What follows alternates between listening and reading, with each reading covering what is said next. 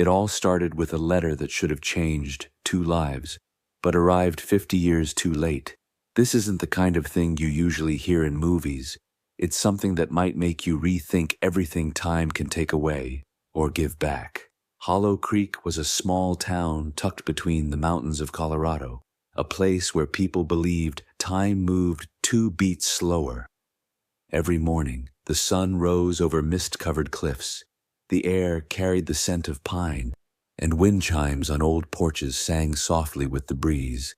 At the center of town stood a dusty little clock shop with a faded wooden sign, Arthur and Daniel Clockworks. Since 1948. Daniel owned the shop now, a quiet man. Predictable. So predictable that everyone joked he lived like a clock. Always wound up, always on schedule, always the same. He opened the shop at 8, closed at 6, went home, ate something simple, watched the news, and went to bed. Every day looked exactly like the last, until one ordinary morning when he decided to clean the shop. A small decision, one that uncovered a secret buried for half a century. As he dragged an old wooden cabinet away from the wall, he discovered a narrow, hollow space behind it. Inside lay a small silver metal box, coated in dust, its lock rusted, its lid barely holding on. He brought it to the workbench and opened it. Inside was an unsent letter, a few black and white photographs, a handkerchief embroidered with the letter E, and a crumpled old train ticket dated November 12th, 1971. The name on the envelope, Arthur Thompson, Daniel's grandfather, the sender, Eleanor Hart, a name Daniel had never heard before. He unfolded the letter. The handwriting was elegant, delicate, like a voice speaking through time. In the very first line, Eleanor wrote that if Arthur received the letter, she would wait for him at the train station at 3 o'clock, and if he showed up, they would leave the town behind and start a new life together. Daniel's heart pounded. His grandfather, the dignified, quiet man he knew, had once been deeply in love. But Daniel was certain of one thing.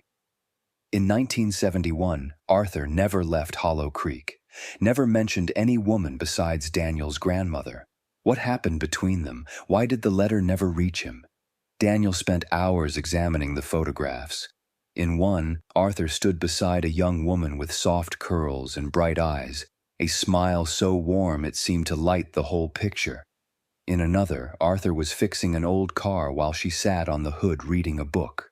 One photo showed them in falling snow, Arthur gently wrapping a coat around her shoulders, the kind of gesture that spoke louder than any words. Daniel could feel it, the depth, the sincerity, the kind of love that doesn't fade with time. Unable to shake the feeling, he took the photographs to the local cafe. The man sitting in the back, old Mr. Jenkins, knew every story Hollow Creek ever produced. When he looked at the photo, he didn't speak for a long moment. Then he sighed. "I know this girl, Eleanor Hart." Daniel leaned in. "She disappeared," Jenkins said. "Winter of 71. Left her house, her job, everything, and never came back."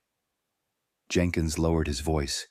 Everyone knew, even if no one talked about it, that Arthur and Eleanor were in love.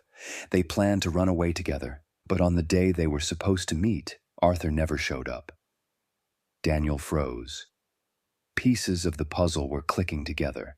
The unsent letter, the missed meeting, the life his grandfather lived afterward.